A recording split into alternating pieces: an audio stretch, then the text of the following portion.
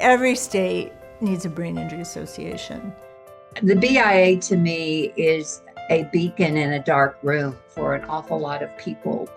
Their mission when it comes to awareness is also extremely important. To be an organization that highlights, some of the struggles and challenges that patients and families go through after brain injury, I think is critical because this field deserves so much more attention. Garrett was Houdini when he was younger. He would get out of our house, nobody would know how. He would escape somehow and end up in the neighbor's garage. They would call and say, "Garrett's in the garage, do you want me to bring him home?" He wants everybody to be happy. That's always been his goal. I just want people to be happy.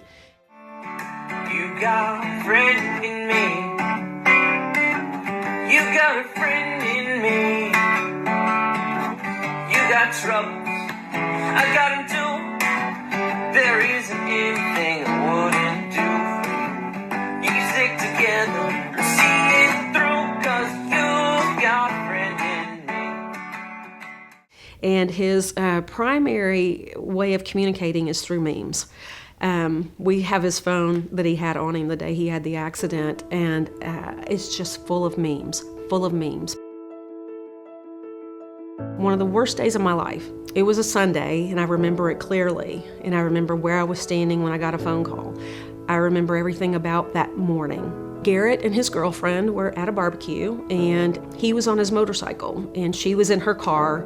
She didn't ride the motorcycle with him, but he wanted to ride. It was a beautiful day, going to a barbecue. Who wouldn't want to ride their motorcycle? There was a car coming, and when the car was coming around the corner, he couldn't see, he couldn't see that Garrett was there, and he hit Garrett. And when he hit him, he just stopped. And Garrett was pinned face down underneath this car on the way to the hospital. He went into cardiac arrest twice, and that's where he lost oxygen to his brain. When he came into the ER, his pupils were fixed and dilated. There was really nothing going on. And so they just said, prepare for the worst. And at that moment, what do? You fall to the ground and you pray and you wait. The next 3 weeks were spent navigating. How do you get through a brain injury? I Google everything, and when we got the diagnosis, first thing I did, it was like, brain injury. And it's the first thing that came up, Brain Injury Association of America. I would lay in bed at night and just surf and read and read and read. There's so much research that is being done, but there's so much more that needs to be done. There's so many things that can be helpful to a person who's recovering from brain injury, and organizations like this are vital. I didn't even know what a physiatrist was. So 3 months after, Garrett's accident, there we were, seeing Dr. Ivanhoe for the first time. And she was the first person to tell me what I already knew, that my kid was there.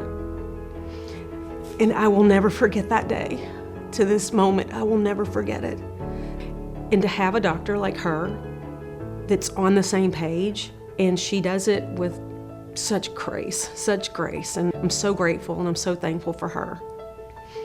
Garrett's accident will be 6 years in November, and he is doing so well. He's doing so well. Giving time is important, but giving your money to get the research done, it will change so many lives. So many, not just mine, but so many lives.